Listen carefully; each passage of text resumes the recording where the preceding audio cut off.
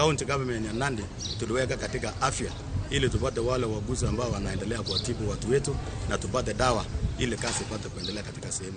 Jokanyo sekta mathieth obiro kanyakla mar manyo riekni mag medo kedo gi landruok mar kute mag ayaki e kaunti ma Siaya. Kaunti ma Siaya ni kod landruok mar kute mag ayaki 14.1 karomono mobagi mar lalruok igeno ni biro konyo yudo yore makare minyalo med kedo godo gi landruok mar midhusino. Twagno bende menyo yore mag kedo gi tuoche manyalo hinyo jotuo manigi kute mag ayaki.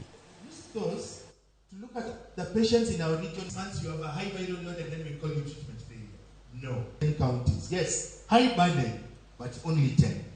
If it's less than 2 years, 2 options. 1, transmitted drug resistance. Then we now discuss, are you TLD1? So this is what they do with their patients. As now, our prevalence is quite high, around 14.1%, while the national target is at 5, the prevalence of 4.6%. And when we come to issues of mother-to-child transmission, we are also doing 7.1% against the expected transmission rate of below 5%. From before, I think Siaya has always been lead among the top counties with high burden of HIV.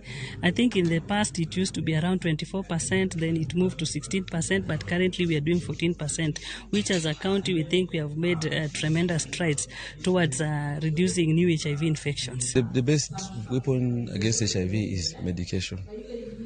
For somebody who already has HIV is having the right medication, and right now we are doing something called treatment optimization, ensuring everybody who needs to be on treatment are on the most potent treatment, and that is available for them free of charge. The other important thing is people who are HIV negative, we help them to stay HIV negative, especially